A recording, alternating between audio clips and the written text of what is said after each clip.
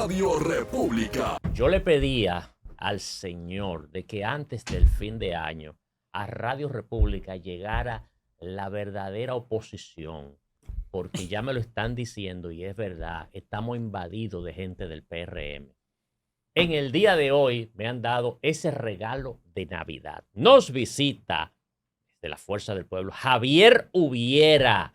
Javier Ubiera. Vamos a abundar más acerca de Javier. Aplauso para Javier. ¿Quién es Javier? Exprésate, gente joven representando a la oposición. Gracias, Frederick. Un placer compartir contigo, Bianca, y contigo. Un placer en este lunes ya previo a Navidad. Previo a lechón. Sí, ya previo a la cena de Navidad. Una Navidad triste, que no se siente la denominada brisita, pero vamos a ver qué pasa. Tuvimos un reporte, perdona que te interrumpa, hace unos 15 o 20 minutos antes de tú llegar, un reportero de nosotros de la calle diciendo que tuvo una actividad de Leonel y que el valor de las cajas, el contenido de las cajas fue mayor que la famosa brisita esa, que no se sabe dónde está. Es que con 1.500 pesos que usted compra. Bueno. Y además de a quienes les está llegando eso. Lo que yo he podido ver es que un señor ayer salió en redes sociales, se hizo viral, estaba vendiéndola a 1.000 pesos. Lo que he podido ver es que en otros lugares hay hasta cartas de dirigentes de la organización del PRM pidiendo que se aclare el tema porque no ha llegado a la base del partido, a los dirigentes del partido, los bonos para distribuirlo. Lo que he podido ver es en Tony Peñaguaba que se distribuye sin ningún criterio, él mismo sacándosela del bolsillo y haciendo, digamos que, uso de los recursos del Estado de manera incorrecta.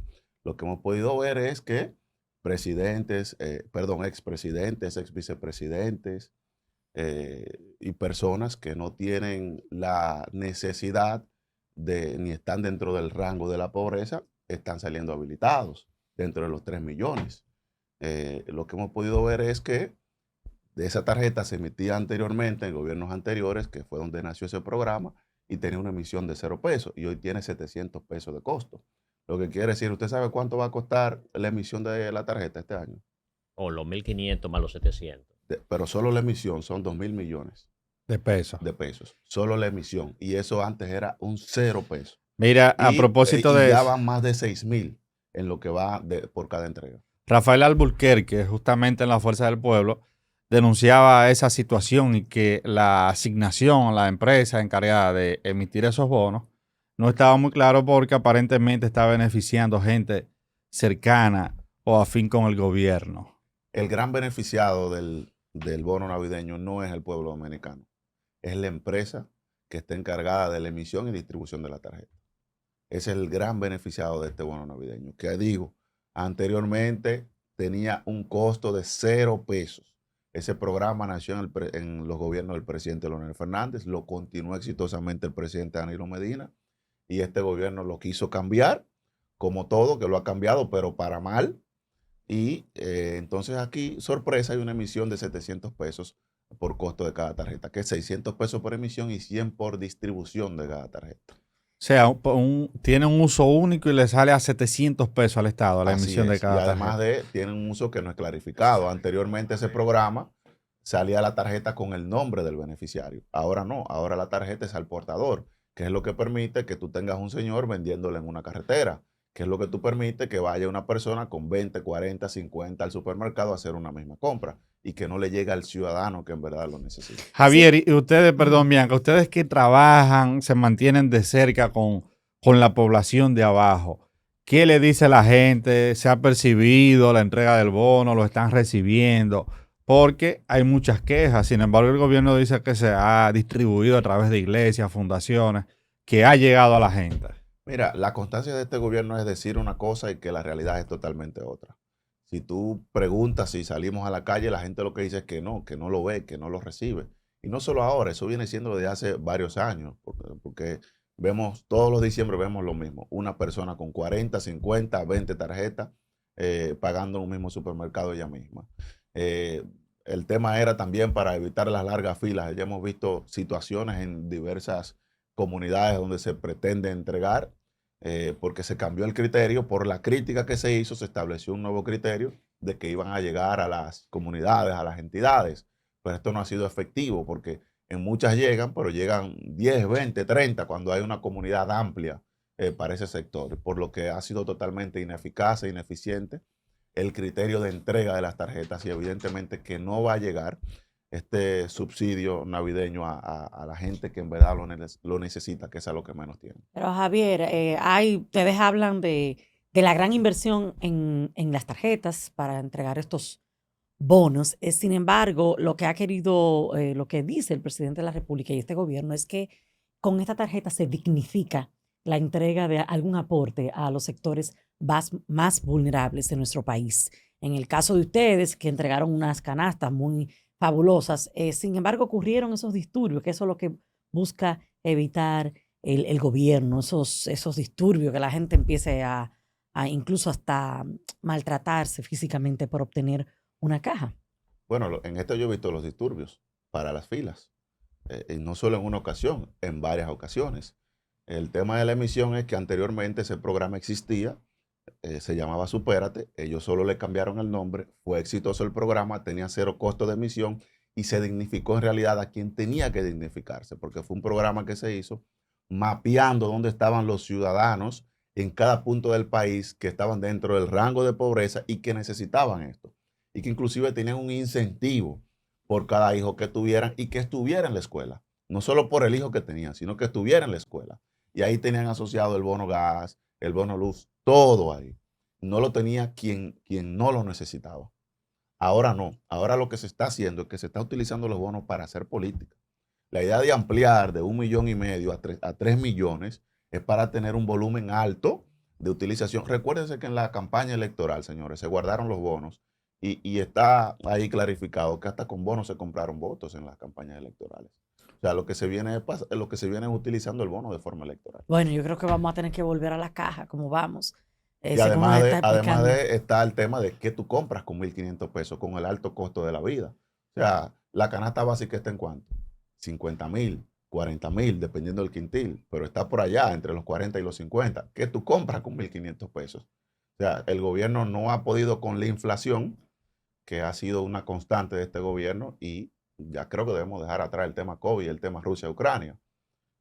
Y entonces, ¿qué tú adquieres con ello? No es algo dignificante en realidad. Javier, entonces, desde tu punto de vista y de la fuerza del pueblo, ¿ha fracasado la política social del gobierno? ¿Ha tenido éxito? ¿Se ha avanzado? ¿Hemos vuelto hacia atrás? ¿Qué ha pasado en materia de asistencia y política social? En materia de política social ha fracasado el gobierno, como ha fracasado de manera general. Este gobierno tiene pocas luces. A veces, en otras ocasiones, en entrevistas, inclusive participaba en un panel hace unos días y nos hicieron la pregunta de cuáles luces tiene el gobierno. Y decía un amigo de otro partido que estaba presente, decía, yo tengo 5 minutos en lo que Javier y otros hablan y no lo encuentro. Yo tenía uno particularmente, una luz de este gobierno, que era el sistema de transporte escolar. Pero resulta que ya el sistema de transporte escolar está totalmente ineficiente. Por ejemplo, en Santiago hicieron una licitación de 200 autobuses, de los cuales solo funcionan 40. Fueron adquiridos con cargadores porque son eléctricos y fueron adquiridos con carga lenta, lo que quiere decir que duran de 8 a 10 horas para cargar los autobuses. Fuera de servicio. Entonces ahora se está haciendo una licitación por 200 millones para comprar cargadores rápidos que carguen los autobuses en 2 horas. Entonces, ¿por qué no me compraste los autobuses con cargadores rápidos? Pero de los 200 solo funcionan 40, ya dije. Entonces se está haciendo una licitación para alquilar autobuses para poder dar el servicio. Pero mientras se adquieren los cargadores rápidos, que van 3 veces que se cae la licitación, se está pagando 1.5 millones de pesos quincenal, 3 millones de pesos al mes, a una compañía para poder cargar los autobuses. Y otros también están cargando, otros autobuses están cargando, ¿usted sabe dónde? En un cargador que tiene un supermercado y una estafeta de un banco, que no lo voy a anunciar porque no sé si se anuncian aquí. No voy a decir su nombre porque no sé si se anuncian aquí. ¿Eso es una política pública? Evidentemente que no. Entonces, hasta el TRAE, que fue un programa que su idea es correcta y que inició con éxito, ya en vez de transportar a los estudiantes dominicanos, está transportando la ineficiencia, está transportando la falta de planificación, está transportando la falta de transparencia y está transportando corrupción de este gobierno. Lamentablemente. Javier, ya pasando entonces al plano político, la Fuerza del Pueblo, unas semanas atrás vimos a Félix Bautista hablando de Omar Fernández, también salió, eh, ¿cómo se llama este dirigente que era precandidato a senador de Rubén Rubén Maldonado. Maldonado, ex presidente de la Cámara de Diputados? ¿Cómo está el asunto? Vimos a Omar que presentó a Leonel como el máximo líder de la Fuerza del Pueblo. ¿Cuál es el panorama? Mira, los partidos son fuerzas vivas de la sociedad y en los partidos estas son cosas que se presentan eh, constantemente porque hay diferentes líneas de pensamiento, hay diferentes aspiraciones, cosa que es normal en donde hay más de un ser humano. Pero el Partido Fuerza del Pueblo no tiene ninguna situación al respecto con esto. Simplemente fueron cosas que se expresaron a destiempo desde mi punto de vista de uno y otro compañero de partido. Pero ya esos son temas que se trataron al interior de la organización y todo marcha con cordialidad, con afanidad. Estamos en medio de un congreso interno como establecen nuestros estatutos y como manda la ley de partidos, que cada 4 años los partidos políticos tienen que realizar su congreso, tanto interno como para actualizar sus normas, como para elegir sus autoridades internas. Estamos inmersos en ese proceso, por lo que no nos desconcentra nada de ello. Estamos en una readecuación. Hay que decir que el Partido Fuerza del Pueblo nace en el 2019 y estamos consolidando lo que son nuestras normas internas, que son reglamentos de cada secretaría, reglamentos de manera general, para actualizar nuestras normas y ponerlas en sintonía con lo que queremos y para darle un norte exacto a nuestra organización. Y se nota la renovación, porque cuando Javier entró aquí, Javier es un joven. Se le está dando más oportunidad a los jóvenes dentro de la Fuerza del Pueblo. Tú eres miembro alto, dirigente de la Fuerza del Pueblo, que ha sido una queja no solo de la Fuerza del Pueblo, sino de todos los partidos del sistema político, que es que mientras, ¿cómo es que dice el refrán? Que mientras el líder aspire, que nadie aspire. Sin embargo, aquí vemos una representación de los jóvenes. Y Omar Sí, Fernández, hay muchos Claro. también, Rafael Castillo, mira, muchos jóvenes. ¿usted sabe qué partido tiene el alcalde más joven del país? El Partido Fuerza del Pueblo, Lenín Campos, por allá por La Guarana, el municipio de La Guarana, en San Francisco de Macorís, electo con 28 años. Pero tenemos otro alcalde también con 29 años, Gaby, que es alcalde Cabrera. de Cabrera, Ujú. Gamino Lorenzo. Pero ¿quién es el senador más joven del país? Omar Fernández, de la Fuerza del Pueblo. Pero tú buscas diputados jóvenes, también tenemos. O sea, el Partido Fuerza del Pueblo es un partido que le da oportunidad a la juventud. Y para muestra un botón, como tú dices, estamos nosotros aquí mismo. Yo fui designado delegado de mi partido ante la Junta Central Electoral, ¡Wow! Y eso es una responsabilidad grande, ¿eh? pero fui designado con 27 años, si no me Sí. equivoco. O sea, ya tengo las elecciones del 20, estas elecciones del 24, 6 años básicamente como delegado del partido ante la Junta Central Electoral. Y eso, como tú dices, o sea, es una responsabilidad inmensa, grandísima. Pero, por ejemplo, también coordino lo que son la representación del partido ante cada Junta Central Electoral y ante las OCLES. O sea, dirigir la representación partidaria de manera electoral en el país, en manera general, en todos los 158 Que son municipios. posiciones que generalmente las tienen ya personas adultas, que uno entiende que tienen cierta experiencia. Totalmente. O sea, tú vas a la Junta Central Electoral y tú te vas a encontrar con que mis compañeros delegados todos tienen en su mayoría 50, 60 años. Y a mí pues, me designaron esa posición siendo un muchachito. Tácito 25. Perdomo tiene una vida entera ahí. Así es, así es. Y no así es. tenemos nada contra los No, jóvenes no. adultos, No, porque no es una nada. gente de 60 es joven todavía. No. Y yo tengo un punto de vista particular sobre ello. Por ejemplo, mucha gente entiende lo que tú decías, que mientras uno respire, que nadie aspire. Lo que pasa es que hay que entender ciertas cosas de cómo se comporta. Cada país tiene una cultura política, cómo se cultivan los liderazgos. A veces queremos llevar las cosas muy rápido. Por ejemplo, hablar de candidatos presidenciales, eso no lo logra tener todo el mundo. Tú tienes que tener una carrera política larga y dilatada para ello. El tú ser el primer mandatario, tienes que tener la experiencia, tienes que tener la formación. Y eso te conlleva un tiempo. Y tener ese liderazgo no es fácil y no es para cualquiera. Yo creo que a veces relajamos mucho el tema con decir, gente joven, relevo. Eso no es tan así. No es tan así. Y mira que lo dice un joven, pero lo dice un joven que se detiene a analizar las cosas y a verle en su justa dimensión. Y no es que vaya en contra de la juventud, todo lo contrario. Creo que el sistema de partidos está en un momento en el que debe hacer un refresh. Todas las organizaciones políticas deben de hacerlo. ¿Por qué? Los partidos han perdido conexión con la sociedad, producto de que tenemos un cambio de generación en trance en el país. Más del 50% de la población es prácticamente joven. Es casi el 50%, más de un 40% están en edad de menos de 35. Pero yo personalmente digo que hay una franja de un 10% que está entre los 35 y los 45, que si bien no es joven de edad, es joven de pensamiento y de acción. Entonces eso hace que más del 50% sea joven. Entonces, una parte esencial de la política es, por ejemplo, la comunicación. Y la comunicación ha cambiado totalmente. Este medio es una muestra de cómo ha cambiado la comunicación. Y entonces eso hace que los partidos tengan que nutrirse más de juventud, tengan que tener más jóvenes en sus espacios de toma de decisiones y de pensamiento para que las propias acciones que se determinen vayan en más conexión con la sociedad dominicana. Javier, ¿cuál es la postura partidaria de la Fuerza del Pueblo en relación a este tema que ha surgido al final de las elecciones en cuanto a la elección de los miembros del Congreso con el tema de la ley de Hong? Es Método de El Holmes. método de el Holmes. método de Hong.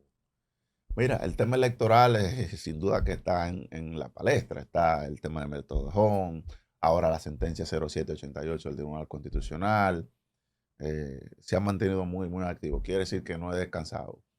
Mira, el método de Hong, hay un proyecto de ley en el Congreso eliminándolo y se trata mucho el tema. En mi organización no hay todavía una posición establecida al respecto como organización. Yo como técnico del área y que trabaja en ello, creo que el método de Hong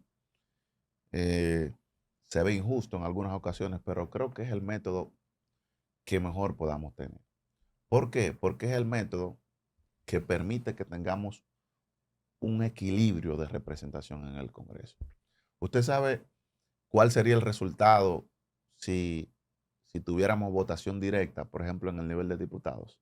El Partido Revolucionario Moderno, que tiene 146 legisladores, si no me equivoco, tuviera 8 más si fuera por votación directa. Por cantidad de votos. Por cantidad de votos. Quiere decir, por votación directa, Sí. quiere decir que la oposición tendría una representación todavía menor. Y hay que entender qué significa el contrapeso en el Congreso de las fuerzas políticas. El tú tener una organización política como lo tiene ahora el PRM, o como lo pueda tener mi propia organización política en el mañana, no es lo más sano. Lo correcto es que tengamos una representación de la mayor cantidad de partidos posibles Sí, pero para que Javier, exista contrapeso. escúchame. Ese asunto de representación no lo piensa el que sabe que se fajó a hacer política y obtuvo mayor cantidad de votos y que le digan que no, que por el tema del método de Hong le quitan esa posición para dársela a otro. Lo que pasa es que el país está primero que el interés tuyo particular. La institucionalidad está primero que el interés tuyo particular. Y eso tenemos que entenderlo. O sea, ¿qué representa tú tener una distribución de los legisladores entre las fuerzas políticas? Imagínate todo lo que se haría en un Congreso si tú tuvieras, por ejemplo, una representación totalitaria de una organización política. Por ejemplo, ahora mismo la oposición no puede no puede detener ninguna iniciativa legislativa en el Congreso, porque inclusive la votación orgánica, que es la tercera cuarta parte, el PRM cuenta con esa cantidad de legisladores. Entonces quiere decir que aquí estamos ahora mismo a merced de un partido. Y repito, no hago la crítica porque esa mayoría la tiene el PRM. Mañana puede ser mi partido que la tenga. Y eso no es tan sano para una democracia. Necesitamos un equilibrio representativo de que pueda servir de un Congreso que pueda servir de verdadero contrapeso y que pueda ejercer una de las funciones que tiene el legislador al junto de representar y legislar, que es la de fiscalización. Aquí un legislador de su partido no fiscaliza a su propio gobierno. Y eso es algo que ya necesitamos. Por ejemplo, el tema de los bonos navideños hay que fiscalizarlo. El tema de las pensiones que se dieron a diestra y siniestra, eso hay que fiscalizarlo. Y entre otros aspectos. Entonces no es sano. Yo creo que es una regla que está establecida y que cada quien va a participar con ella y que cada quien le entiende. Entonces le compete a usted como organización política saber hacer sus alianzas, saber trabajar para ganar su representación en cada demarcación. En lo que sí están de acuerdo tanto el partido oficialista como los partidos de oposición es en contra de la decisión del Tribunal Constitucional que permite la inscripción de las candidaturas, de las denominadas candidaturas independientes.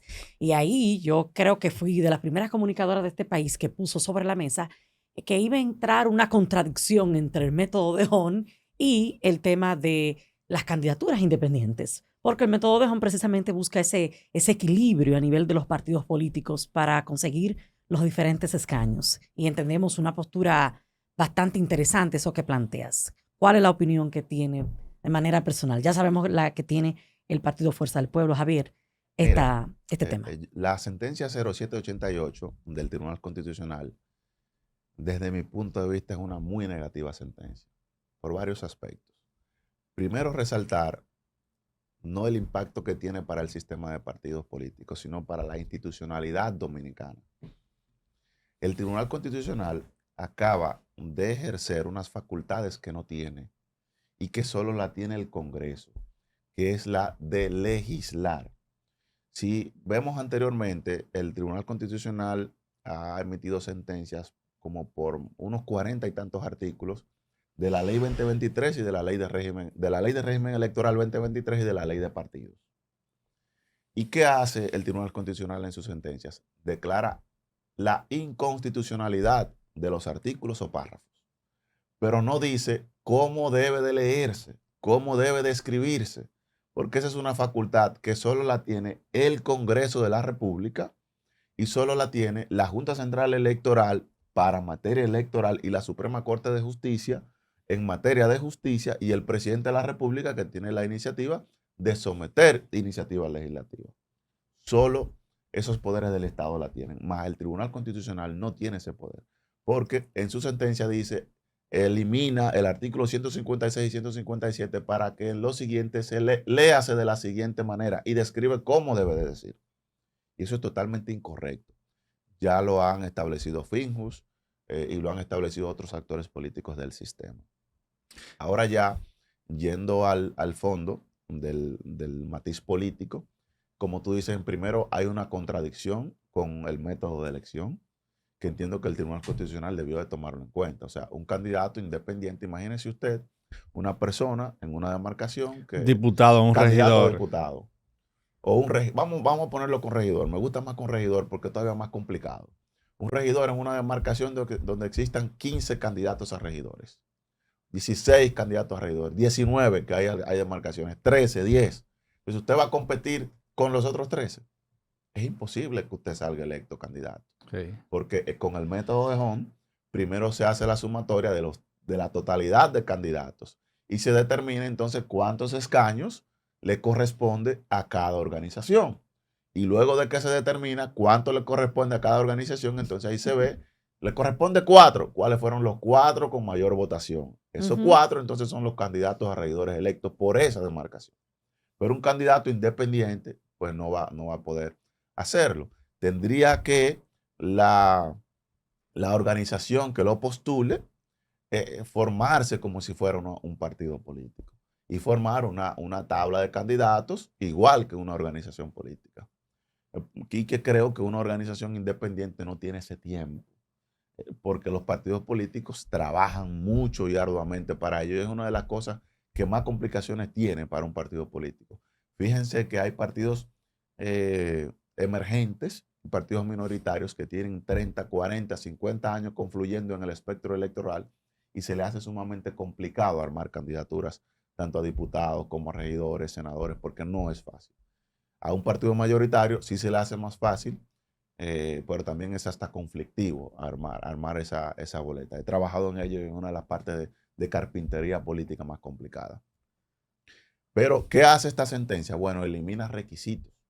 que tienen los candidatos independientes, como plazos que debe ahora establecerlo. Entiendo que la Junta debe establecerlo porque esas candidaturas independientes deben de darse en igualdad con los requisitos que tienen los partidos políticos, que no lo establece el Tribunal Constitucional, los elimina. Entonces, los partidos políticos tienen un plazo para nominar un candidato. Y tú como candidato independiente, entonces no debes de tener un plazo, debes de tenerlo.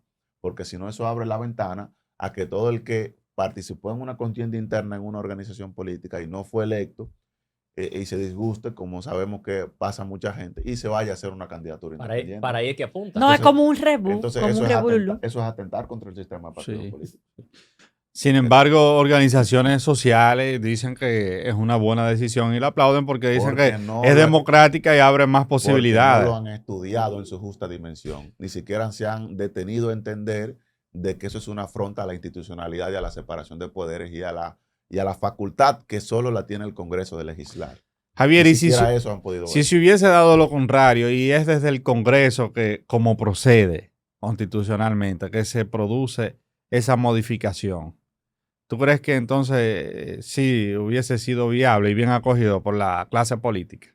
Bueno, si se realiza desde el Congreso, estaba bien realizada porque sí tiene la facultad para ello, pero igual hubiese sido el mismo error. Hubiese sido lo mismo, porque en primer lugar hay que estudiar el tema de cuál es el método con el cual se sale electo. Tú no puedes eliminar los requisitos porque entonces, ¿con cuáles requisitos van a participar esas organizaciones, esos candidatos independientes? ¿Cuál es el requisito? No es que se quiere privar a nadie de que tenga una candidatura independiente, porque hay que decir qué es lo que es un candidato independiente, hay que definirlo. Un candidato independiente no es que nosotros formemos parte de un partido, Bianca nos salga electa y Bianca se vaya a defender los mismos ideales que nosotros estábamos defendiendo y a querer obtener los mismos intereses que nosotros queremos tener. No, un candidato independiente regularmente es un candidato que es contrario al sistema. Otra propuesta. Y eso hasta peligroso Que es. es otra propuesta totalmente diferente. Entonces, el escenario planteado no es para eso.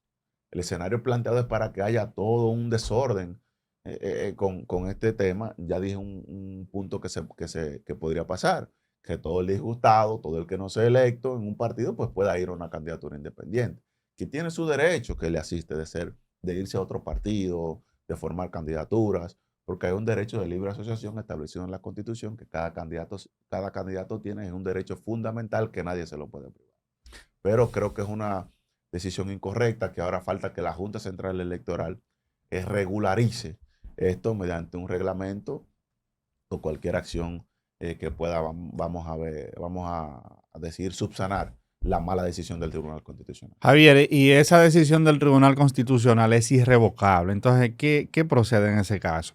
Vi que Leonel dijo que la oposición fijará, valga la redundancia, una posición conjunta en torno a la decisión del Tribunal Constitucional. Sí, yo creo que todos los partidos políticos, quizás algunos por separado, pero todos vamos a coincidir en la misma posición.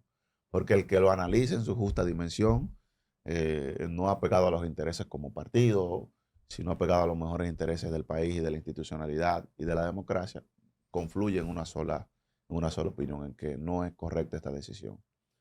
Por lo que creo que eso va a unificar no solo al sistema de partidos, sino también vemos como ya instituciones de la sociedad civil, como Finjus, que es una de las más importantes, hace una opinión que va en consonancia con lo que establecen los partidos y contraria a la decisión del Tribunal Constitucional, por lo que creo que va a haber una posición más en contra, más unida en contra de la decisión, que va a permitir que haya una regulación que subsane un poco la decisión del tribunal.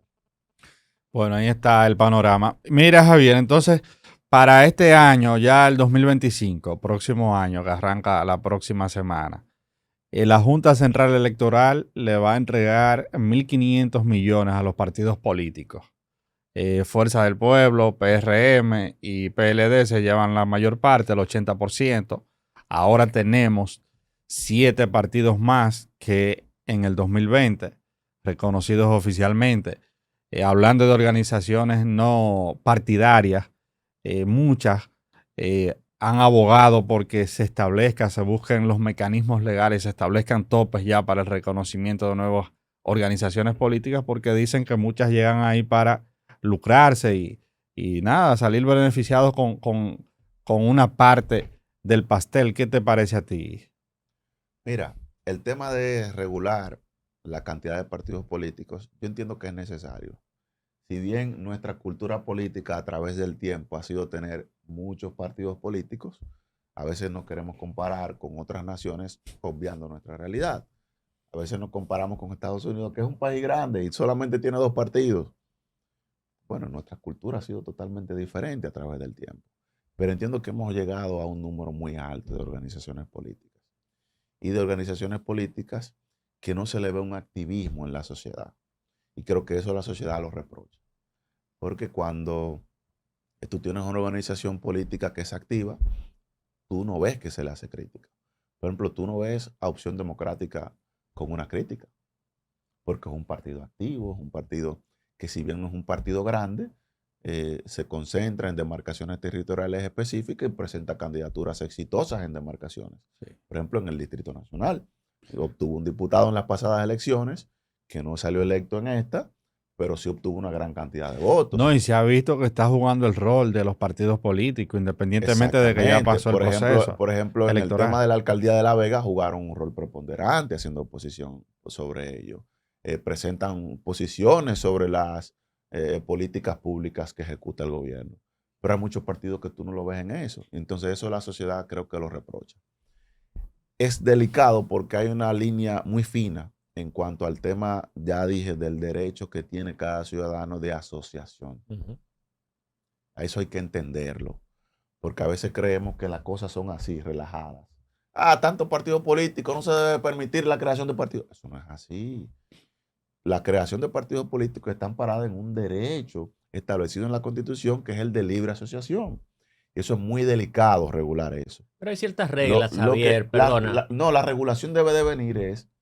Por ejemplo, está fuerte, Javier, está fuerte No, que Frederick Núñez forme un partido, logre que se lo aprueben y en su primer año venga y se alíe con la Fuerza del Pueblo o con el PRM. Eso no debe ser. Ahí voy. La regulación, la fortaleza de la regulación debe de venir en el mantenimiento de la personería jurídica de los partidos, desde mi punto de vista. Quizás también se puede fortalecer el tema de la formación de los partidos, que haya una mayor rigurosidad para la formación, eso se puede fortalecer, pero va a ser más complicado. Ahora, donde debe de venir la fortaleza de esto es en el mantenimiento de la personería jurídica. Establecer cánones concretos y específicos y más fuertes para tú mantenerte como partido político. Eso es lo que yo entiendo que se debe fortalecer, porque eso obligaría a que las organizaciones funcionen de manera correcta, tengan un resultado electoral específico, trabajen y no tengan que ir aliados y que el simplemente de ir aliados les sirva para sobrevivir. Eso, ahí es que yo entiendo no deberemos de regular. Entonces ahí vamos a reducir la cantidad de partidos y ya reducida la cantidad de partidos y sabiendo la ciudadanía, la clase social y política que es difícil mantener una organización política, pues tú lo vas a pensar más a la hora de formarlo también. Es el punto de vista. Creo que fortalecer una cosa y la otra, pero digo, fortalecer el tema a la hora de la creación es un poco más difícil, pero sí es más fácil fortalecer el tema del mantenimiento de la personería jurídica. 400 millones se llevará o no se llevará, serán asignados a cada organización mayoritaria, PRM, PLD y Fuerza del Pueblo. Los demás partidos se llevarán el restante 20%. Eso es un tema importante, el tema de la distribución de fondos a los partidos políticos. Y es un tema también con el que tendemos a relajar mucho. Y tenemos que entender que eso es un tema muy serio. Y que la estabilidad del país depende de la estabilidad del sistema de partidos, depende de la estabilidad política que tenga la nación. Eso hay que entenderlo.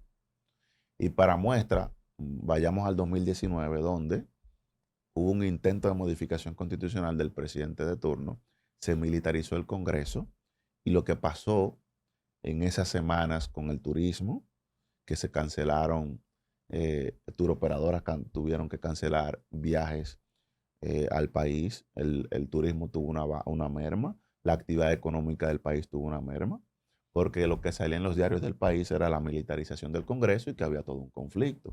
Es para que entendamos cuál es el efecto que tiene el mantener un Estado saludable, político, social y de partidos.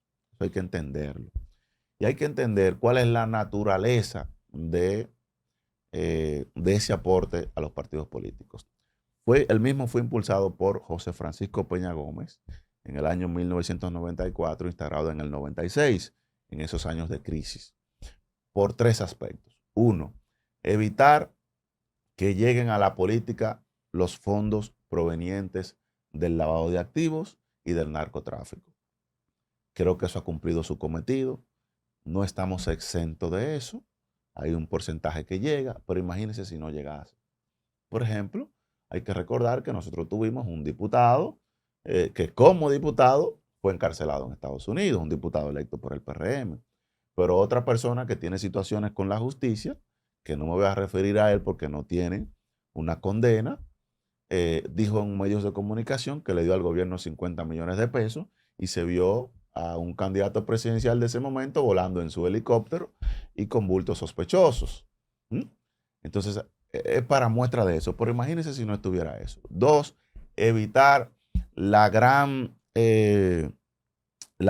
ventaja que tiene, disminuir la gran ventaja que tiene el partido que está en el gobierno con los partidos de oposición.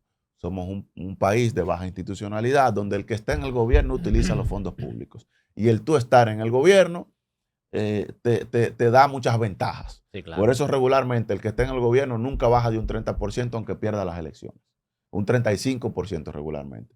¿Por qué? Porque tú estás aplicando políticas públicas y tú te beneficias de estas acciones que tú haces como gobierno.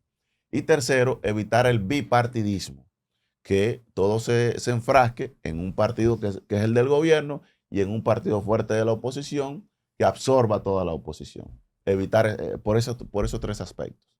Entonces hay que entender que esto es sano tenerlo, que esto es importante tenerlo y que el sistema de partidos que tenemos, con sus errores, con sus bondades, con sus cosas malas, con sus cosas buenas, con sus cosas negativas, es el sistema que tenemos.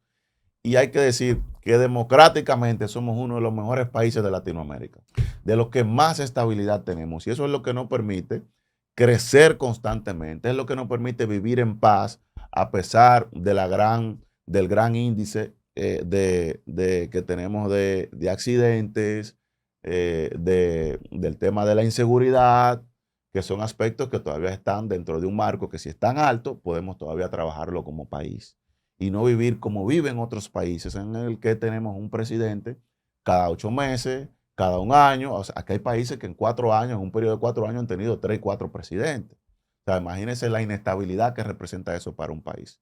Aquí hay partidos que usted sabe, esos partidos minoritarios, usted sabe cuánto llegan a tener, cuál es la subvención mensual.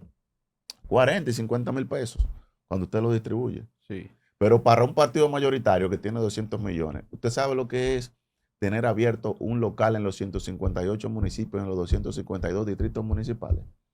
Un partido mayoritario refléjelo usted como una multinacional, como Claro, como Altiz, que tiene un local abierto en cada territorio, en cada distrito municipal y municipio. Personal administrativo, y a veces energía, hasta más. Pero ahí tú tienes energía, luz, agua, internet, personal. Pero, por ejemplo, ya el tema de la tecnología, para tú llevar el padrón de una organización política, ya no es en un cuaderno o en hojas a mano. Ya tú tienes que tener servidores, ya tú tienes que pagar técnicos, ya tú tienes que pagar encuestas para trabajar. Pero ahí entra un detalle, Javier, en la distribución, que también mucha gente se queja y dice que, claro, por la cantidad de votos, los partidos principales se llevan la mayor parte, pero exigen que sea más equitativa la distribución, justamente por eso, porque también esto motiva y crea las condiciones para que esos partidos pequeños vayan creando la estructura para ir creciendo. Es un tema que yo entiendo que se puede trabajar, pero la Fuerza del Pueblo es un ejemplo de ello. En el 2019 nosotros cuando pasamos al partido anterior, que era el Partido de los Trabajadores Dominicanos, PTD, era un partido minoritario. Ujú. Vamos a ese partido, cambiamos de nombre, cambiamos de sigla, pasamos a ser Fuerza del Pueblo, vamos un sinnúmero de dirigentes a aportar a ese partido, participamos en las elecciones y pasamos a ser partido mayoritario. Lo que pasa es que hay que trabajar. Eso es Claro lo que que sí. pasa, que hay que trabajar como organización política para poder obtener buenos resultados y para poder obtener representación en las alcaldías, con regidores, alcaldes, directores, en el Senado, en la Cámara de Diputados.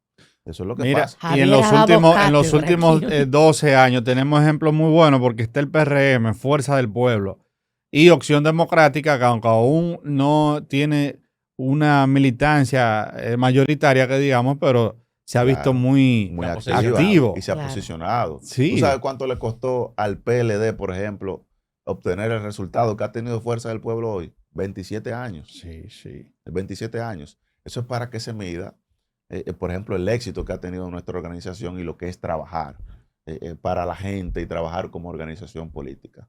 En apenas 2 periodos electorales, pero en 5 años, básicamente, porque nacimos en el 2019 con elecciones en 2 meses, Sí, a en finales del febrero. 19. Y obtener ese hito de poder obtener la mayoría como partido en meses, en 2 meses, es un hito histórico, que mucha gente a veces le resta a lo que ha logrado el Partido Fuerza del Pueblo. Todo lo que ha logrado el Partido Fuerza del Pueblo son hitos históricos en la política dominicana. Claro. Y hay que decir que el PLD, por ejemplo, creado por uno de los líderes más grandes de nuestra historia y uno de los dominicanos más grandes que hemos tenido, el profesor Juan Bosch.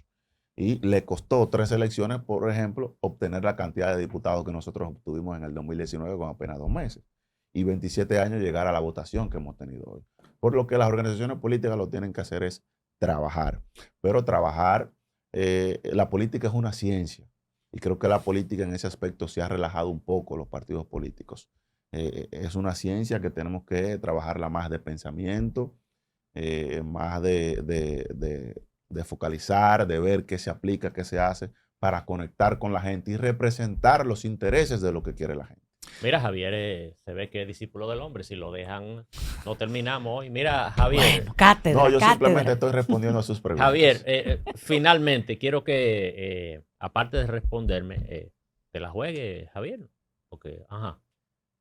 Actualmente estás como delegado ante la Junta por la Fuerza del Pueblo. Pero ya viene el 28, Javier Hubiera. Está a la vuelta de la esquina. ¿Qué está pasando por la cabeza de Javier? Un joven pujante, con pensamientos propios. ¿Veremos a un Javier Hubiera en alguna candidatura? Mira, Dilo aquí. el político, si un error puede cometer es responder que no a eso. Porque a veces le toca hacerlo hasta por compromiso de la organización Sí. política. No son ni 1, ni 10, ni 20, ni 50 los casos que le han dicho, bueno, hay que asumir ahí.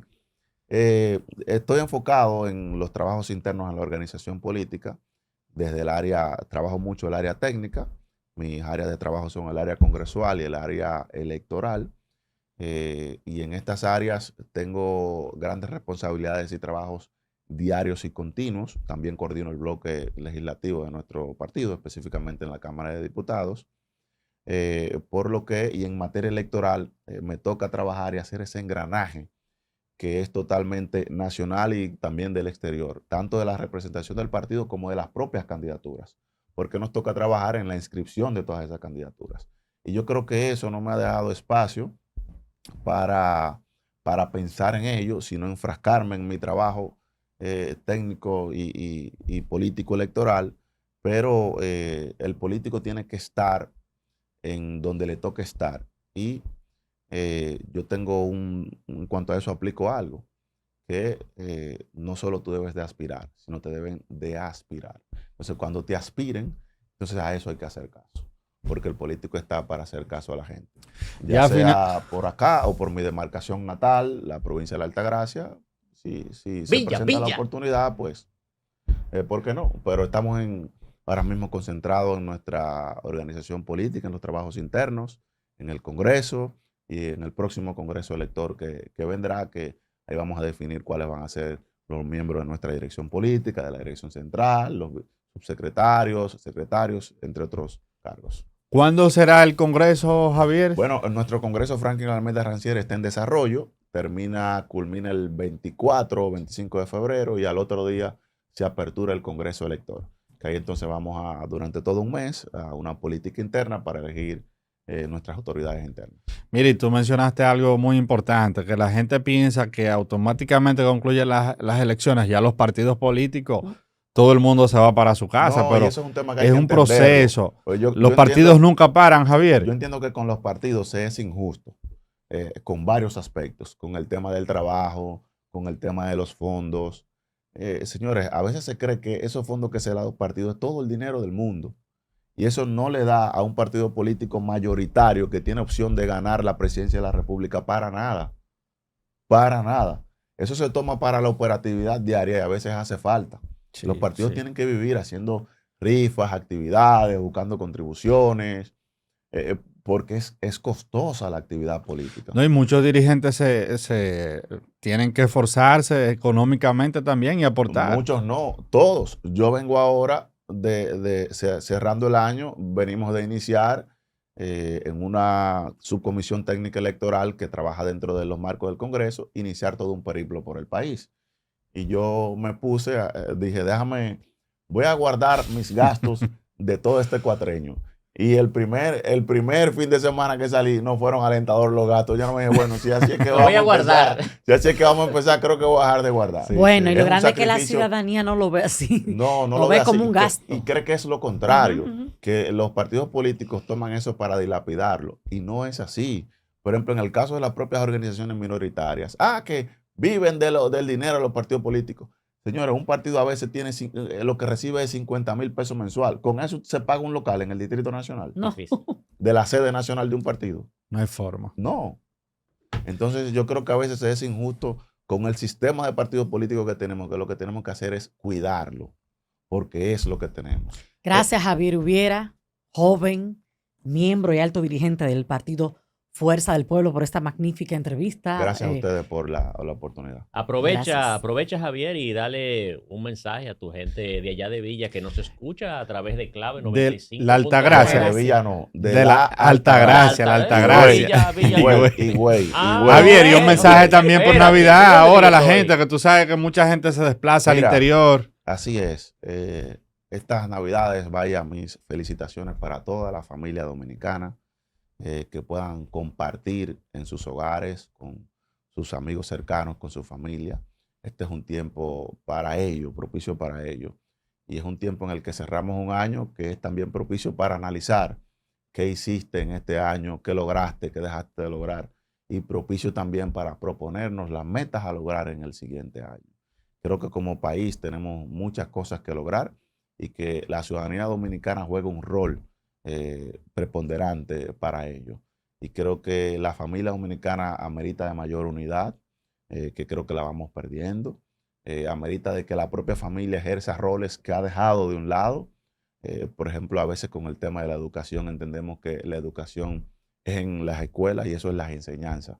Enseñanza, matemática, lengua española. Otra cosa es la educación, que es la que se da en la familia. Y por eso hemos perdido los valores y vemos muchas cosas que antes nos asombraban como normales hoy en nuestra sociedad. Y creo que es un momento propicio para reflejar para la unidad de toda la familia y desde acá vayan mis mejores deseos para todos los dominicanos que están aquí y para los que están en otros países del mundo buscando el mejor porvenir para sus familias que están aquí. Que disfruten y que pasen un final de año y un año nuevo en paz.